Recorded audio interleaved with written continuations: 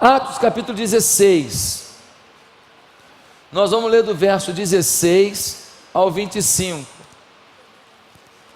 Atos 16, de 16 a 25, nós lemos assim, acompanha comigo.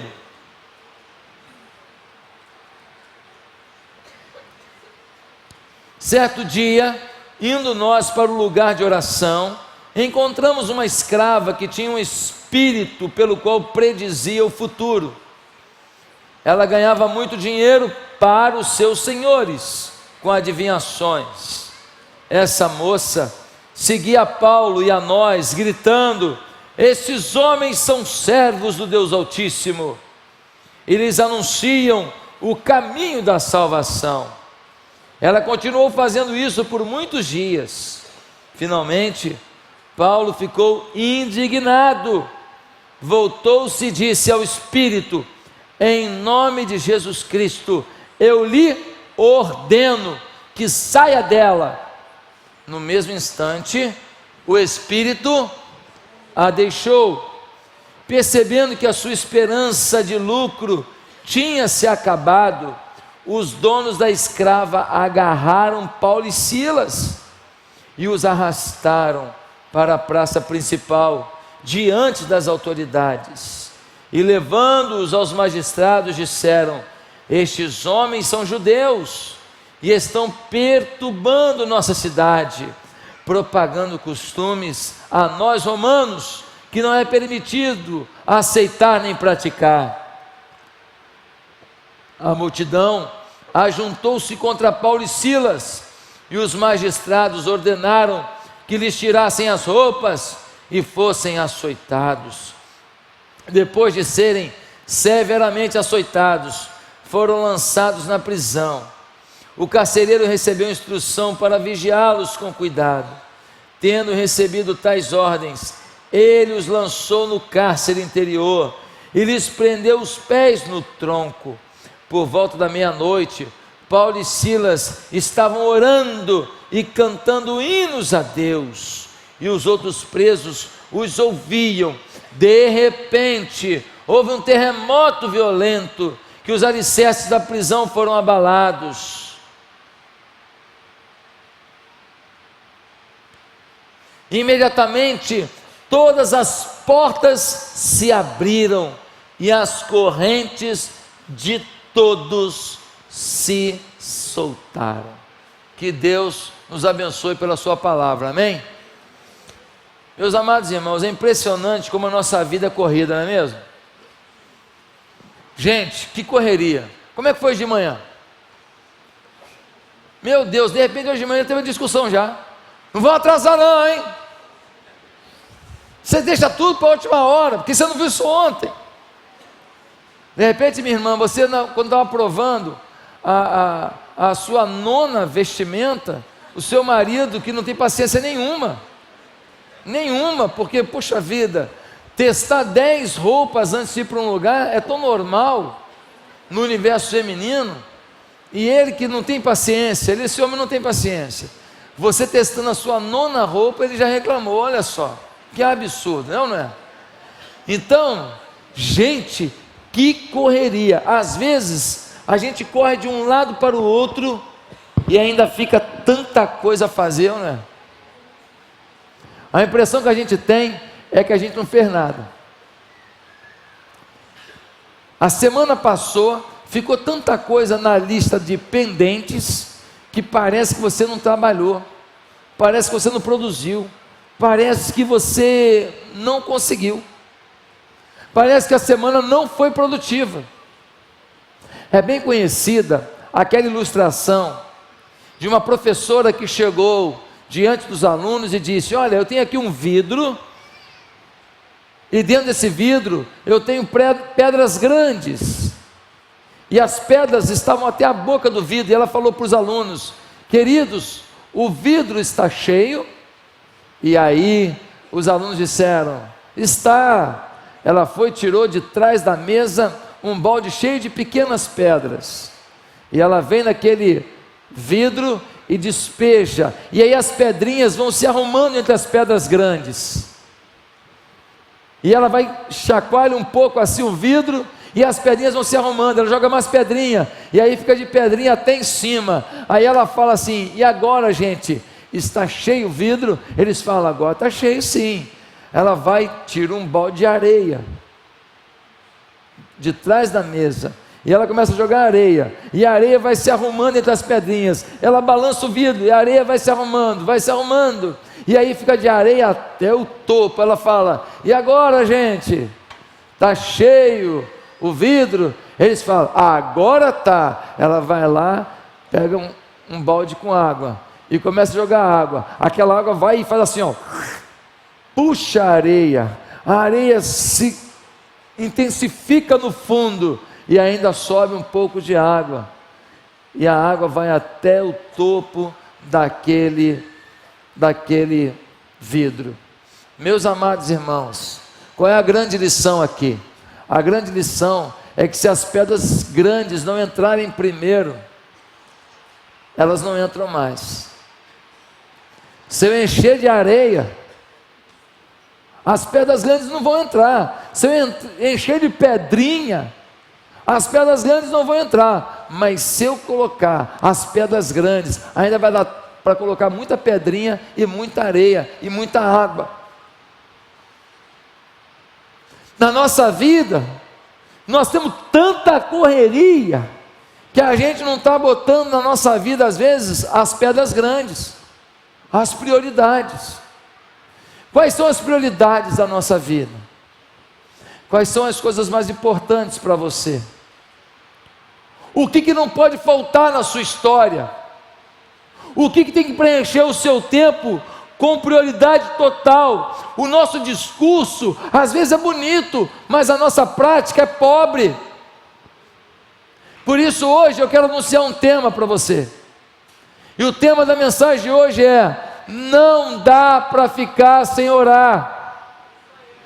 Não dá para ficar sem orar. O pedregulho que não pode faltar nesse balde de vidro, o pedregulho que tem que entrar primeiro nesse negócio, é a sua vida com Deus, é a sua comunicação com Deus, é a sua forma de se expressar para Deus, é a sua oração. Mas, meus irmãos, como tem faltado oração na nossa vida?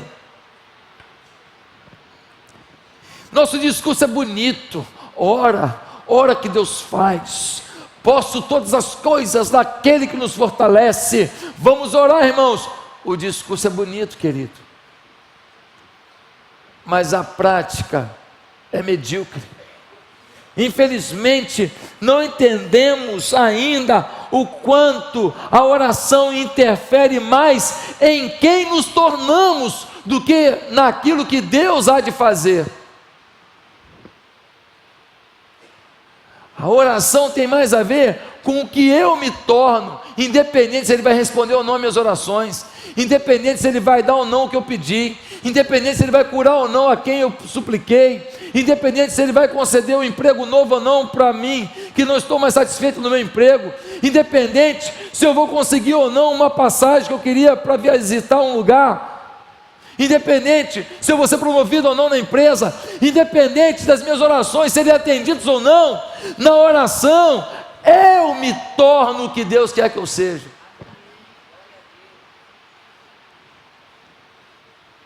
Mas nós não temos valorizado isso, nós não temos percebido isso, nós não temos enxergado isso. Aliás, quando eu digo não dá para ficar sem orar, bastaria olharmos para a vida de Jesus para saber disso. Gente, quando você lê em Lucas 6, versículo 2, Jesus está no monte orando a noite inteira. Eu estou falando do Filho de Deus, hein? Eu estou falando de alguém que nunca pecou. Eu estou falando de alguém que tem um contato poderoso com o Pai. Quando a gente lê em Marcos capítulo 1, versículo 35, Jesus levanta de madrugada para orar.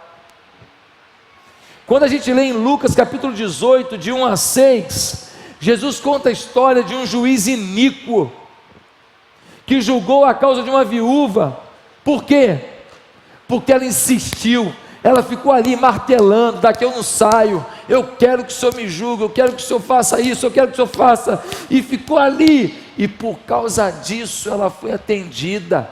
Irmãos, Jesus nos disse que mesmo que já tenhamos falado alguma coisa com Deus, Deus quer que insistamos.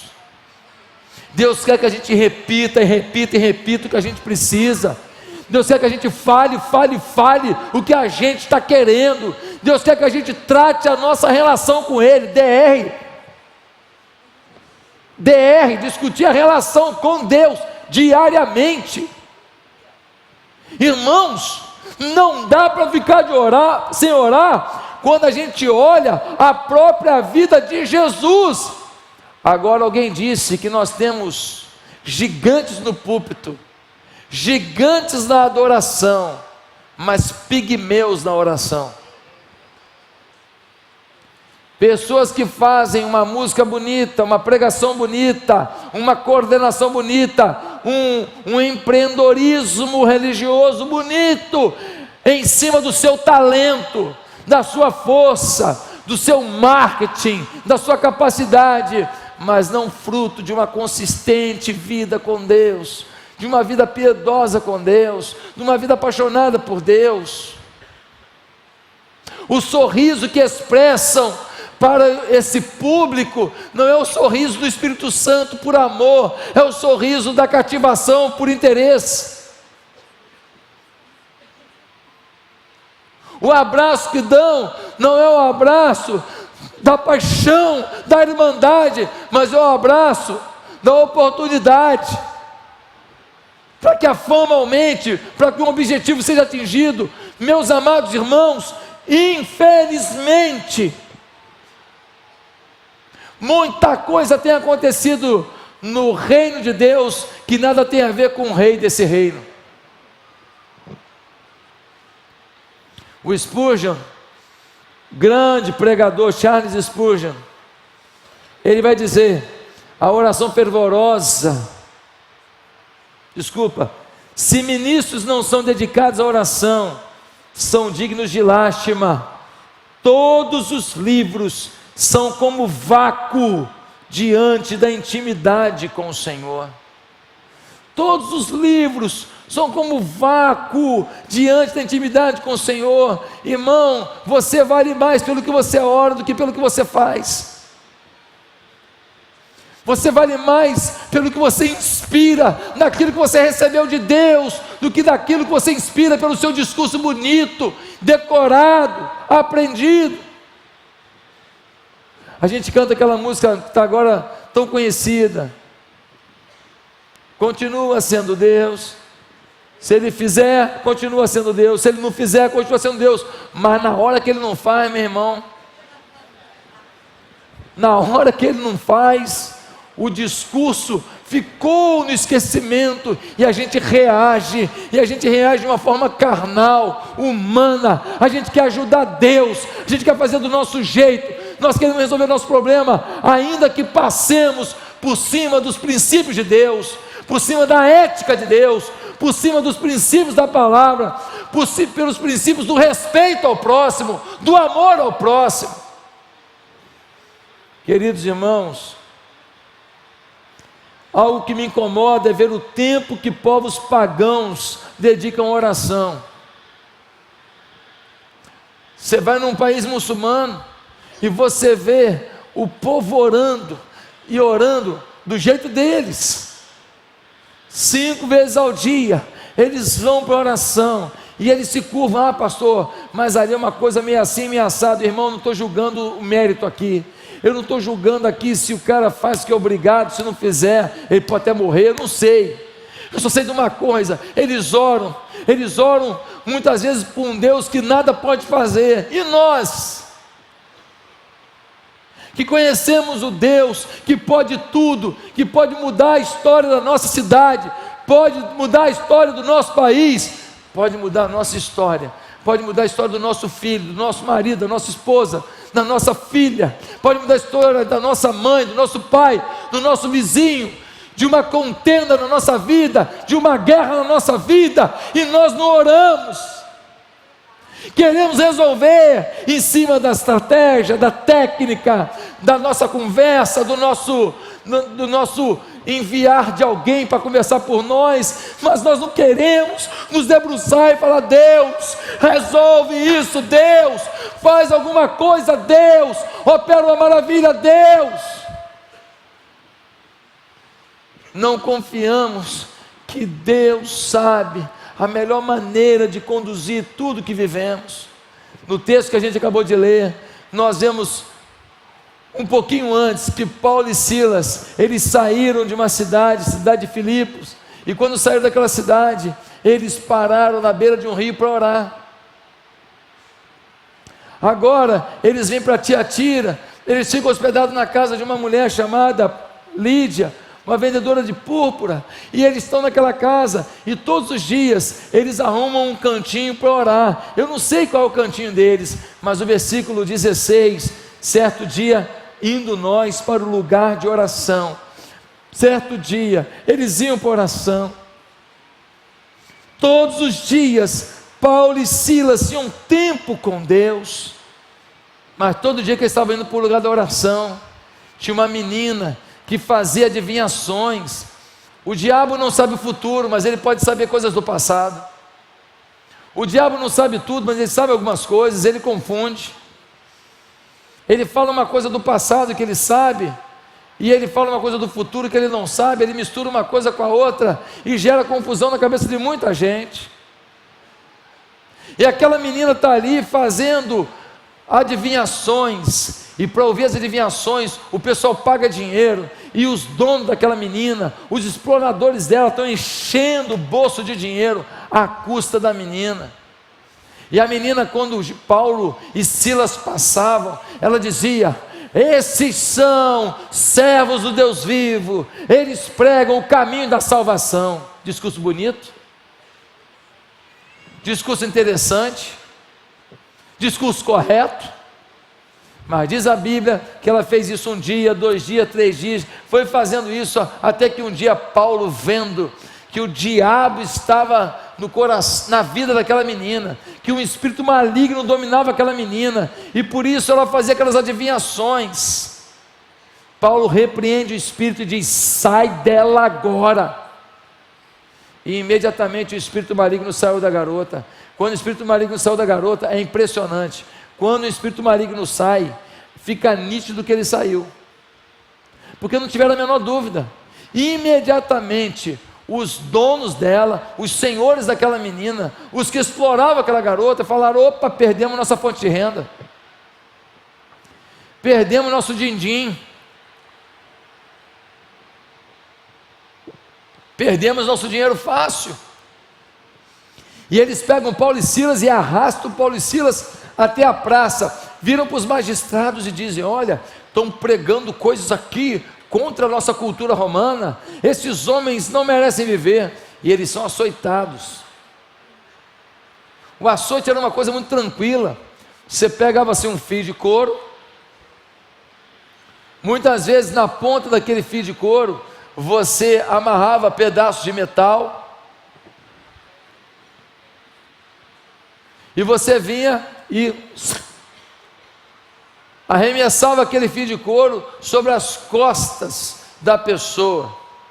Não preciso te falar que aquilo doía demais, não preciso te falar que a dor ia até a espinha, ia até a alma. Depois do primeiro açoite, segundo, terceiro, aquilo começava a ferir a pele, ia gerando ali um ferimento, ia cortando, ia ficando em carne viva. A derme, epiderme, esse negócio todo aí que eu não entendo, ia se misturando, e aquele líquido branquinho ia começando a aparecer, e o sangue junto, e aquilo ia ficando cada vez mais ferido, mais dolorido. Por isso que tinha um limite de açoites, senão a pessoa morreria. Foi isso que Paulo fez, porque libertou a garota. Aí pegaram Paulo e Silas com as costas totalmente lanhadas, às vezes batia na cara, às vezes o o fio vem até o peito, fere não só as costas, vai batendo um lado no outro, bate na orelha, arranca o pedaço da orelha, era assim. Agora eles todos feridos, todo doloridos. Você já teve assim, uma dor assim, você já jutou, arrancou a cabeça do dedão aí alguma vez? Eu quando jogava bola na rua, né, a gente tinha assim, muitos campos disponíveis, né, com paralelepípedo e tudo, e aí ia jogar lá futebolzinho, às vezes chutava, e aí arrancava a cabeça do dedão. Nossa vida, aquilo ficava em água viva, aquilo ficava depois com aquele pus, às vezes, que criança continua brincando e vai sujando, é uma desgrameira só. Que dor que aquele negócio dá, e aí bota a meia cola, quando você vai tirar depois a meia, meu Deus do céu, você já passou por isso? Você também é pobre. Já passou por isso? Aí você às vezes quer botar o pé numa aguinha quente, para ver se descola aquele negócio, porque vai doer assim lá longe, ou não é? Meu Deus! E quando joga bola no asfalto quente, você bota o pé no asfalto quente assim, lá pelas tantas, dá uma roda de sangue assim, já teve isso? Quem já jogou bola aqui já teve isso? Jogou bola no asfalto quente? Pobre junto comigo, olha aí, pobreza, hein? Aí fica aquela rodela de sangue, aí quando sai aquela tampinha, meu filho, pensa no negócio, você anda assim, ó, é ou não é? Aquilo arde absurdamente, querido. Depois que eles estão totalmente feridos, eles são levados para um cárcere, mas os magistrados disseram: não botem na prisão qualquer não, bota na mais profunda. Eles foram colocados na prisão mais fria, mais úmida, lugar bom para tratar ferimento, né? Lugar bom para curar ferida, hein, gente? Lugar úmido, lugar frio. Mas diz a Bíblia que perto da meia-noite, Paulo e Silas estavam orando e cantando hinos a Deus. E enquanto eles oravam e cantavam hinos a Deus, um terremoto veio, o terremoto de Deus, e começou a balançar a prisão, e a prisão começou a balançar, e a balançar, e a balançar, e todas as cadeias se abriram, a ponto do carcereiro querer tirar a própria vida, dizendo: os prisioneiros fugiram. Mas aí Paulo disse: fica tranquilo, está todo mundo aqui. Porque quando Deus age num lugar, pode ser o pior lugar do mundo, mas se Deus está ali, se torna o melhor lugar do mundo, ninguém quer sair. As portas se abriram, o lugar era feio, úmido, cheio de barata, cheio de rato, um lugar terrível, mas quando Deus está ali, ninguém sai, ficou todo mundo lá. O carcereiro pensando em se matar, Paulo falando: não pode ficar, está todo mundo aqui, ninguém sai do ambiente da glória de Deus não. Tem glória de Deus, está todo mundo aí. Meus amados irmãos, Paulo e Silas estavam orando no versículo 13 em Filipos, estavam orando em Tiatira, agora vão para a prisão, continuam orando. Oraram no momento bom, oraram no momento apertado, oraram no momento terrível, oraram no momento tranquilo lá de Filipos, oraram no momento que uma menina os perturbava toda semana, e agora oram totalmente massacrados num cárcere. Não dá para ficar sem orar.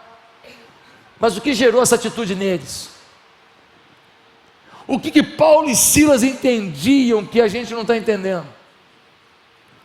Por que Paulo e Silas não abriam mão de uma vida de oração? Por que oração era parte diária da existência deles? É isso que eu quero responder agora. Primeiro, quando temos uma vida de oração, uma batalha espiritual não nos pega desapercebidos. Repete comigo: uma batalha espiritual não nos pega despercebidos. Irmãos, quando eles passavam, versículo 16, encontramos uma escrava que tinha um espírito pelo qual predizia o futuro. Ela ganhava muito dinheiro para seus senhores com adivinhações. Eles encontraram um espírito maligno na vida de quê?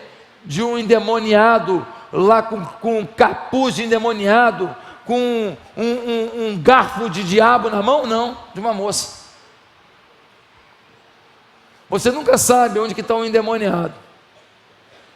Você nunca sabe onde tem um espírito maligno para te pegar.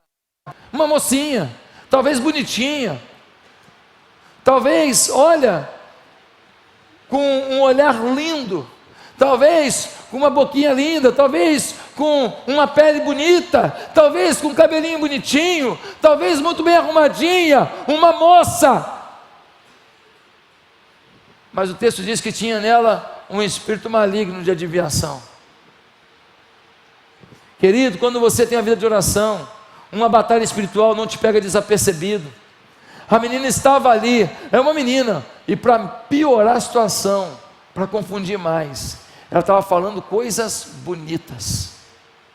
Olha o que ela vai dizer no versículo 17. Essa moça seguia Paulo e a nós gritando: estes homens são servos do Deus Altíssimo e lhes anunciam o caminho da salvação. Se sou eu que passo, eu falo: meu Deus, fui reconhecido, hein? Fui reconhecido, sou um servo do Deus Altíssimo. Às vezes, quem te faz elogio é a pessoa que está mais próxima do inferno.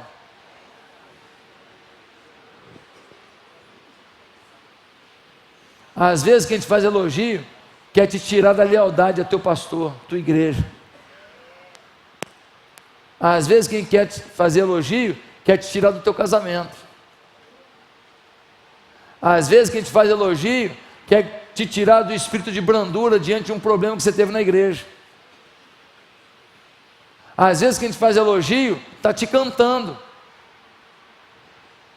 para arruinar com a sua família. Às vezes, quem te faz elogio vai te propor depois alguma coisa que você pode aceitar e pode afetar o seu caráter, a sua vida com Deus, pode gerar um vício na sua vida. Quem tem vida de oração, uma batalha espiritual não lhes pega despercebido. A menina: servos do Deus Altíssimo, aplaudam eles. Paulo falou: isso é demônio. Ô gente, quando a pessoa fala assim: sai daqui, seu coisa ruim, aí você fala: é demônio. Mas quando a pessoa fala assim: fala aí servo, fala aí varão de fogo, fala aí sapatinho de Jesus, você vai achar que é do inferno? Mas quem tem vida de oração sabe discernir os espíritos. Quem tem vida de oração está ligado na batalha espiritual. Quem tem vida de oração percebe se aquela proposta é um negócio para você, para a gente ganhar dinheiro junto, um negócio maravilhoso. Sabe se aquilo é do inferno ou é do céu. Se aquilo é prejuízo ou é lucro. Você começa a ter discernimento na batalha espiritual. O diabo não joga para perder, ele não desiste de você. Acorde. O diabo não tira férias, o diabo está o tempo inteiro tentando arrebentar você. Um homem marcou um jantar com a esposa falou: meu Deus, a gente está tão brigado, finalmente ele está querendo reconciliar. A mulher foi lá, botou aquele perfume Chanel, botou um vestido bonito. A mulher foi, botou a maquiagem, botou aquele batom, aquele que ele batia a palma quando ela botava no passado. Sentaram lá no restaurante, falou: meu Deus, quanto tempo que eu esperei por esse momento. Ele queria a nossa reconciliação, a gente viver melhor. Ele vai e fala: pode escolher o que você quer. Ela vai e pede aquele pato com laranja que ela tanto gosta. Ele vai e pede lá a picanha que ele tanto gosta. Ela fala: meu Deus, ele não está nem medindo problema financeiro. O negócio dele hoje é pedir o melhor. Que bom, olha, Deus estava agindo aqui. Ela está assim, olha, empolgada. Lá pelas tantas, ele vem com um discurso, fala: você não quer sobremesa? Ele nunca oferece, ele é pão duro demais. Ela fala: posso? Pode. O que você quer? Ela fala: eu quero petit gâteau. Pode mesmo? Petit gâteau aqui é caro. Eu falei: fica à vontade. Aí ela vai e pede petit gâteau, fala: meu Deus, hoje ele está com a mão aberta, aleluia. Aí ele bota o petit gâteau, ela come o gâteau, o cachorro, o rato, ela limpa o prato, ela quase que lambe o prato, tanta alegria. Aí ele vai e fala assim: um cafezinho você quer também? Ela fala: eu aceito. Aí ele manda vir um cafezinho. Aí ele fala assim: fulano, eu te trouxe aqui porque a gente precisa ser maduro. Ela fala: é claro, é isso mesmo. Aí ela pensando, ele viu que ele estava sendo imaturo. Oh, que bênção. Ele vira para ela e fala assim: pois é, então a vida tem fases, e a gente tem que ser maduro para cada fase. E o nosso casamento não está bom. Ela fala, ele reconhece, está vendo? Ele reconhece que tem falhado comigo, olha que bênção. Ele fala: pois é, e eu vim te comunicar que eu estou saindo de casa amanhã. Ela vira para ele e não sabe o que fala. A vontade dela é dar uma garrafada na cabeça dele, mas eles não bebem, vem em latinha. A vontade dela é morrer na hora, para fingir que não ouviu aquilo. Quem está me entendendo? Você nunca sabe quando vai vir uma batalha espiritual. Você nunca sabe quando o diabo está por trás de uma circunstância. Ela vira para ele e fala assim: você me traz aqui, eu boto a minha melhor roupa, eu me perfumo, eu passo um batom. Você fala para eu pedir uma comida, eu peço. Você me oferece sobremesa, eu como a sobremesa, para agora você me dizer que você veio aqui para desistir do nosso casamento. É isso que você está dizendo? Aí ela teve vontade de xingar, né? Seu filho de Beuzebu. Dá vontade de xingar uma hora dessa, não dá. Eu estou com raiva dele já. Nem é comigo que ele é casado, eu estou com raiva dele. Não, eu estou com raiva, estou querendo bater nele já. Ô, gente, pelo amor de Deus, quem ora, tem discernimento, percebe os riscos da vida. Será que ele nunca deu indícios? Será que ela nunca falhou nessa relação para perceber o que estava acontecendo? Será que nunca alguma coisa poderia ter sido feita? Será que não? Mas não, foi deixando, empurrando com a barriga, porque não havia discernimento do espírito de contenda que estava dominando aquela casa. Ah, vai passar mesmo, vai passar por cima. Vai passar por cima. Um irmão recebeu uma notícia, uma oferta maravilhosa financeira. Cara, tu vai fazer um negócio comigo, tal. Mas esse irmão é irmão de oração. Ele falou: pastor, não tenho paz. Um negócio bom, mas eu não tenho paz. Não foi. Para ganhar quase o dobro numa empresa de navegação. Não foi. 3 meses depois, a empresa faliu. Estava sendo contratado para ganhar o dobro do que ele ganhava numa empresa de navegação. 3 meses depois, ele não aceitou, ele orou e Deus não confirmou. 3 meses depois, a empresa faliu. Meus amados irmãos, quem ora tem discernimento para as batalhas espirituais, não é pego despercebido. Segundo, te abençoa esse ponto, amém? Segundo ponto, quando temos uma vida de oração, bate um sentimento de indignação com esse mundo perdido. Olha o versículo 18.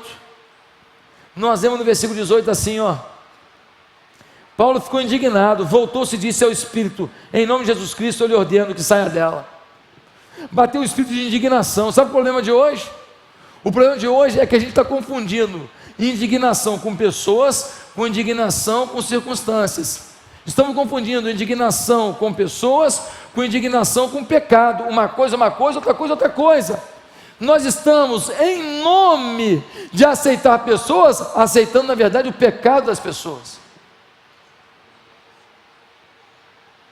Em nome de ser uma igreja acolhedora para pessoas, nós estamos acolhendo o pecado das pessoas. Tem gente que está fazendo sexo a rodo na igreja, tem gente vivendo homossexualidade na igreja. Tem que ser amado mesmo, abraçado. Agora, uma coisa é abraçar a pessoa, outra coisa é dizer: não, continua mesmo.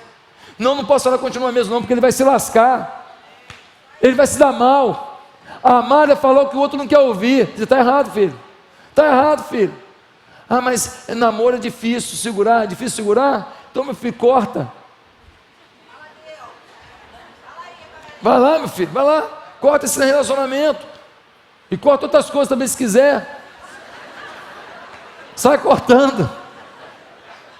Você tem que viver seriedade com Deus. Seriedade. Você está querendo fazer um casamento para ser feliz o resto da vida. Não pode segurar um ano de relacionamento puro diante de Deus para saber se é a vontade de Deus. O que está em jogo é uma vida inteira. Por causa de um ano você bota fora uma vida inteira. Que papo é esse que não tem jeito de segurar? Que papo é esse? Que conversa mais burra é essa? Paulo se indignou. Agora ele se indignou e falou o quê? Garota do inferno. Não. Contra quem que ele se indignou? Contra o Espírito, diz o texto. Ele se voltou para o Espírito e disse: saia dela. Ou seja, ele preservou a pecadora.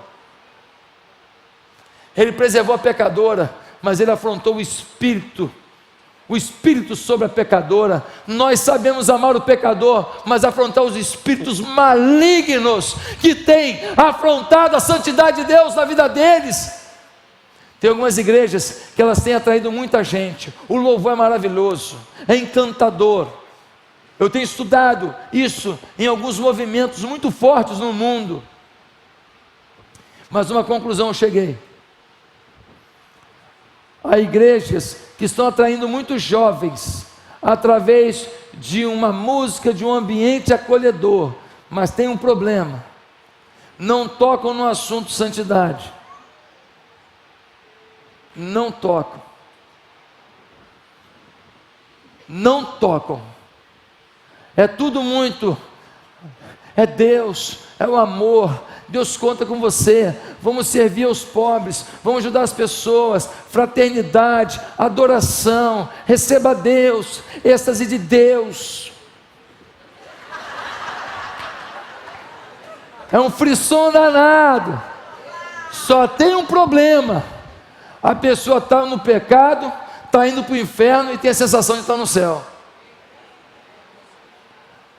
A pessoa está arrebentando a sua existência e não tem ninguém para dizer para ela: cuidado, você está no caminho de morte. A igreja nunca foi um lugar acolhedor no discurso, sempre foi um lugar acolhedor no coração.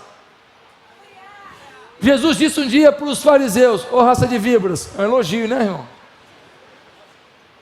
Um dia Jesus disse para os fariseus: vocês são sepulcros caiados. Que história é essa?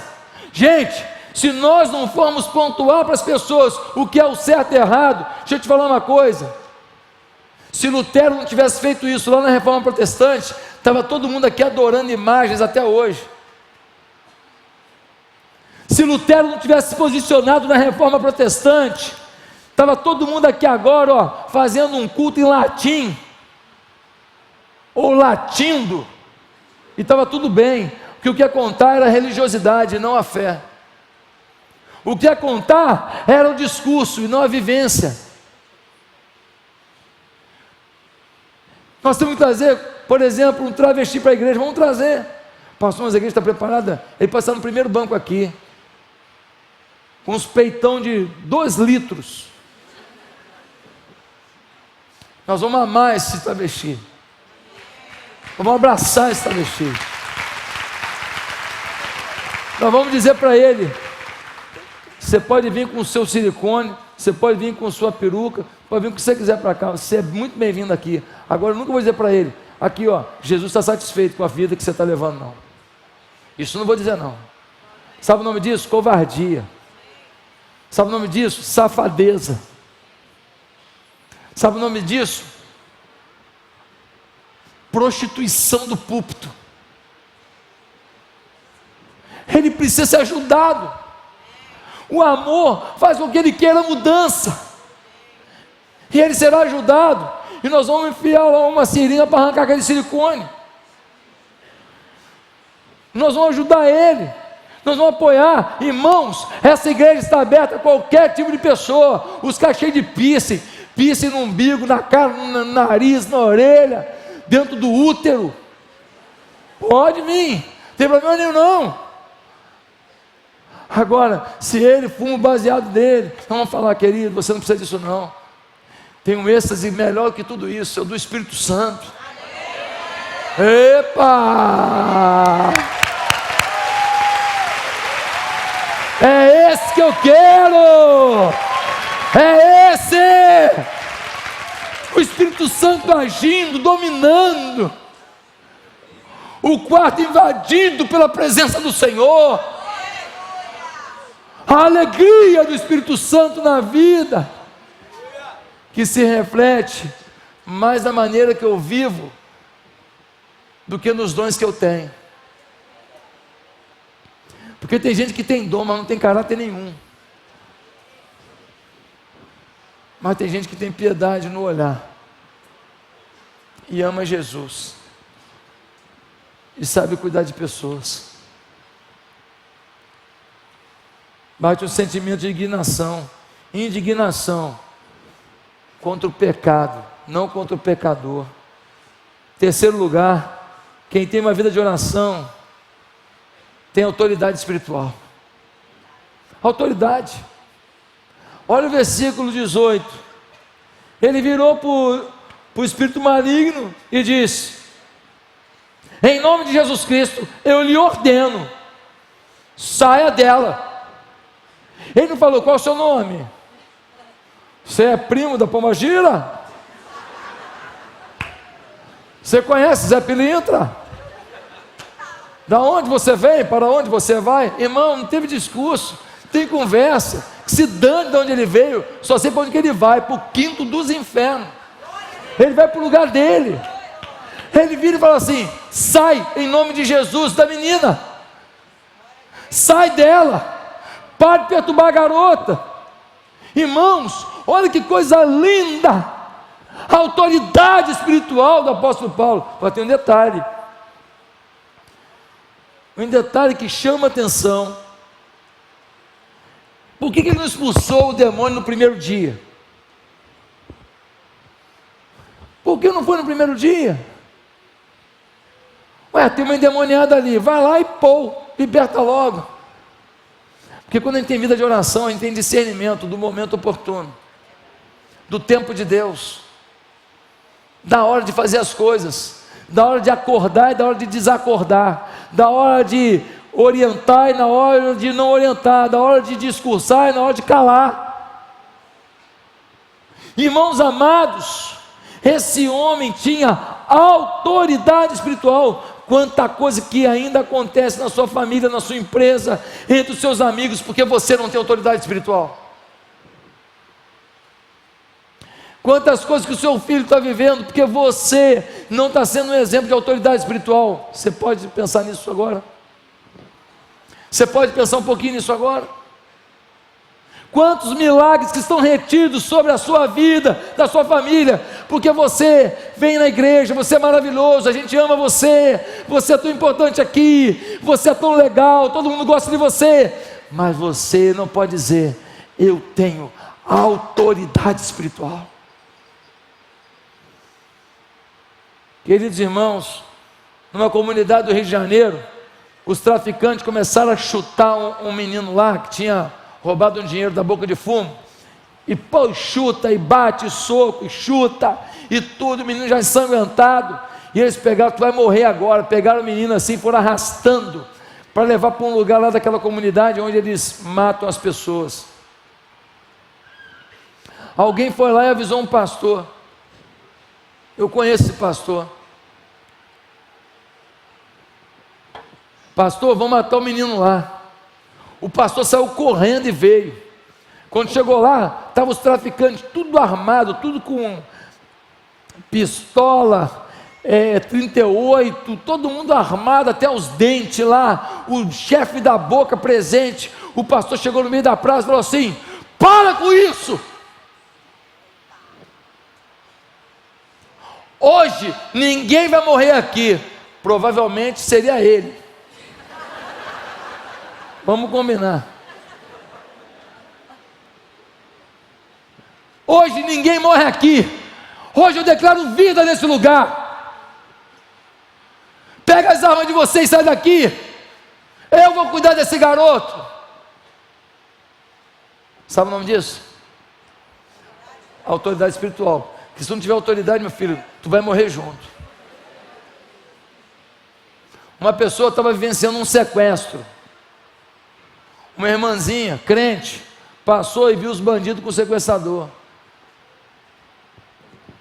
Chegou e falou para ele: vocês têm que parar com isso, deixa esse moço embora. Deixa eu dar água para ele. Aí eles falam assim: não vai dar água não, vou dar água sim. O moço está com sede. Foi lá e deu água. Não conseguiu libertar, mas foi um alento, foi uma palavra de esperança, no meio de um sequestro relâmpago, que aquela pessoa viveu. Ele me contou. Sabe o nome disso? Autoridade espiritual. Deixa eu te perguntar uma coisa: qual a autoridade que você exerce onde você vive? Qual a autoridade que você tem? Ah, pastor, eu tenho autoridade como líder, eu tenho autoridade como advogado, autoridade como engenheiro, como médico, como chefe. Eu tenho autoridade como dono lá da mercearia, como dono lá do salão de beleza. Eu estou perguntando isso não, estou perguntando autoridade espiritual. Você pode ser a faxineira que ganha o menor salário da empresa, mas se você é uma serva de Deus, você pode não ter autoridade como dona, pode não ter autoridade financeira, mas você tem autoridade espiritual, isso ninguém te rouba. Autoridade espiritual, qual é a sua autoridade espiritual? Mas como ter autoridade sem oração? Um dia, o presidente da Coreia do Sul ligou para o pastor Po Yang-Shu. Pastor Po Yang-Shu era pastor da maior igreja do mundo. A secretária do Po Yang-Shu não passou a ligação, não passou. Ele falou: eu quero falar com ele urgente. Falou: olha, não adianta, o pastor está em oração, ele não vai atender o senhor. Aliás, irmãos, na parte da manhã, se você puder evitar de me ligar, qualquer coisa, na parte da manhã, me ajuda, que é o momento que eu tenho de oração. Se puder esperar, eu te agradeço. Ele estava em oração, Mais tarde o presidente ligou. Quando ligou, reclamou com ele: rapaz, eu liguei, sua secretária não passou. Sabe qual foi a resposta do pastor Po Yang-Shu?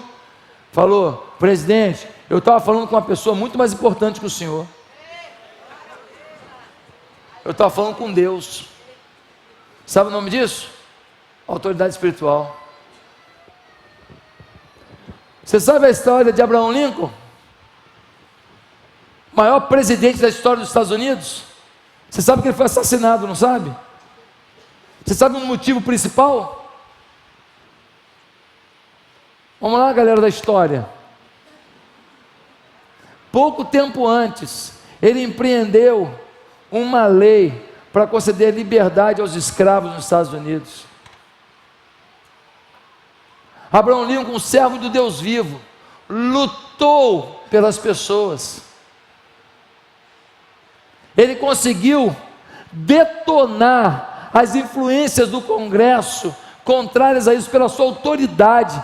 Gente que não tinha vontade nenhuma de ver aquilo acontecendo, mas pela autoridade de Abraham Lincoln não se levantou contra e acatou o que o presidente queria, e foi aprovada a liberdade dos escravos. Sabe o nome disso? Autoridade espiritual. Tem gente aqui que é chefe, mas não tem autoridade espiritual. As pessoas não te respeitam como homem de Deus, como mulher de Deus, mas a partir de hoje vão respeitar, porque hoje Deus está fazendo uma nova coisa na sua vida. Quem crê nisso, diga: eu creio. Deus está querendo nos levantar como autoridade espiritual. Mas eu quero falar mais. Quando a gente tem vida de oração, incomodamos aos que estão arraigados no pecado.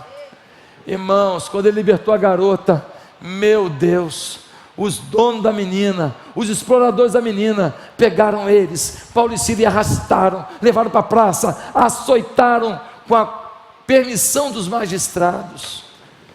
Quando você tem vida de oração, você vai incomodar, pode ter certeza.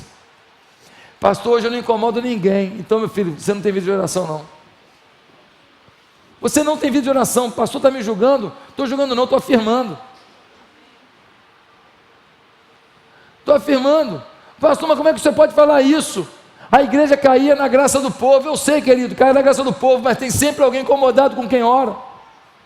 O inimigo sabe que ele perde território com a sua vida. O inimigo sabe que potestades de Satanás são rompidas pela sua vida.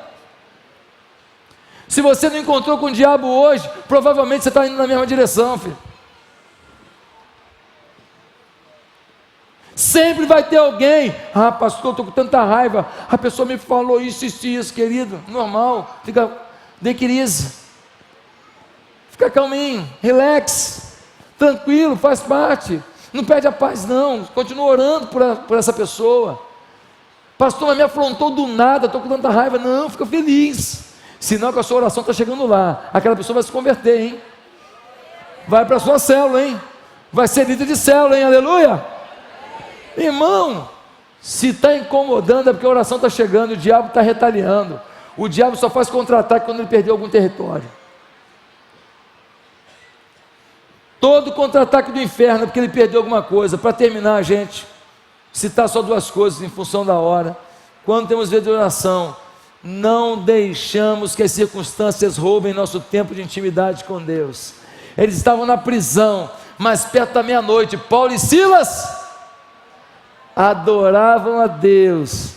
Eu creio que a canção era nada temerei. Eu creio nisso. Eu sei que não estou sozinho, o Todo-Poderoso é meu amigo. Meu irmão, podia ser, não podia? Nada temerei. Eles adoravam a Deus e eles oravam a Deus. Oravam no tempo bom, oravam no tempo da pressão e oravam no tempo da perseguição, da dor. Não paravam de orar. Não dá para ficar sem orar. Meus irmãos, para terminar, quando temos vida de oração, impactamos vidas por onde passamos. Eles se converteram a Deus e agora eles convertem a Deus. No versículo 25 diz que todo mundo da prisão escutava Paulo e Silas adorando e orando, todo mundo ouvindo os louvores. Na hora que a prisão abriu com o terremoto, ninguém foi embora. Vamos ver o que eles têm a dizer. O mundo quer saber o que você tem a dizer. O mundo quer saber o que você tem a dizer. Você fica calado às vezes. Vou falar não, porque é uma pessoa muito influente, muito importante, tem muito dinheiro. Eu não vou falar não, vou ficar aqui quietinho. Irmão, acaba de ser milionário, trilionário, pode ser o que for, ele tem alma, e alma clama por Deus, e você tem a resposta. Ele pode ser uma pessoa bandida, uma pessoa má, mas ele tem alma, e Jesus pode mudar essa alma. Ele pode ser um perseguidor de crente, mas ele pode virar um proclamador da crença, como foi com o apóstolo Paulo. Em último lugar, quando nós temos vida de oração, estamos conscientes de que o sobrenatural de Deus não nos é negado. O sobrenatural de Deus, repete comigo, não nos é negado. Irmãos, estavam prisioneiros, os pés deles presos, diz o texto, amarrados. De repente, terremoto. Cadê a balança? As grades, pá! As correntes, pá! Eles estão impactados. O sobrenatural chegou. O carcereiro pega a faca e diz: eu vou me matar. Os presos foram embora. Para morrer na mão dos romanos, é melhor me matar logo. Paulo diz: fica aí tranquilo, está todo mundo aqui. Ninguém saiu do culto não. Ninguém saiu do culto. Está todo mundo aqui. Lá pelas tantas, meus amados irmãos, o carcereiro fala: me ensina. Me explica o que é isso. Eles vão para a casa do carcereiro. Chega na casa do carcereiro, eles apresentam Jesus.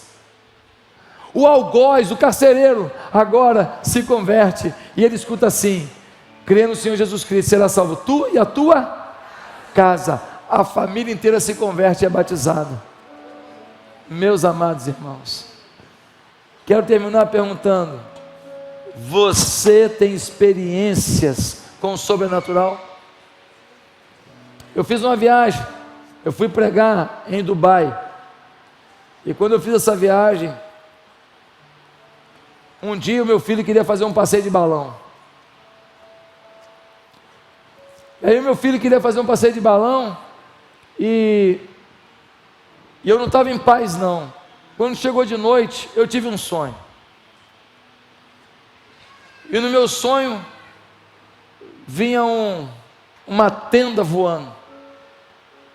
E tinha uns meninos pendurados naquela tenda. E eu ficava desesperado. Falava, vocês vão cair daí, pelo amor de Deus, vocês vão cair daí. Lá pelas tantas, um helicóptero se prendeu na cobertura que eu estava, se prendeu assim a parte de trás do helicóptero, num buraco que tinha na parede. E aquele helicóptero caiu no chão. Quando eu fui lá e olhei na cobertura lá para baixo, o helicóptero estava espatifado, mas as pessoas sobreviveram. Eu não tenho esse negócio de sonho. É Deus falando, porque eu acho que Deus fala mais eu acordado lendo a Bíblia do que eu dormindo. Mas Deus fala do jeito que Ele quiser. E nesse dia eu fiquei incomodado. Sabe quando um sonho incomoda? Esse me incomodou. Eu virei para a Bianca numa 6 da manhã e falei assim, Bianca, eu estou sem paz para o Lucas andar de balão. Eu estou sem paz, não estou em paz. Ela viu que eu falei com tanta seriedade, que ela falou assim, não, calma aí. Foi lá e falou com o Lucas, Lucas, meu filho, além de ser caro, seu pai não estava afim de gastar esse dinheiro? Seu pai teve um sonho muito esquisito, e o seu pai não é de falar de negócio de sonho não. E ele falou assim, não estou em paz para ele andar de balão. Lucas corajoso, que só ele disse também, não vou não então. Não foi. No dia seguinte, nós íamos fazer um passeio para uma cidade próxima. Quando eu entro no carro do genro da irmã Norma aqui da igreja, que é a tia da Bianca, a Norma, nós entramos no carro, ele vira para mim e fala assim, ele está aí? O Stuart aí? Olha o Stuart aí, levanta a mão aí, Stuart.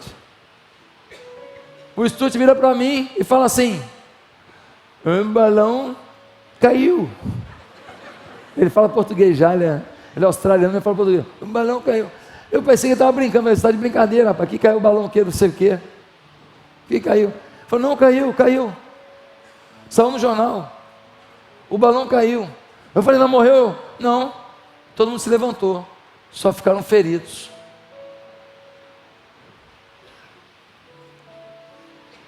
Me deu uma tremedeirazinha na hora. Por quê?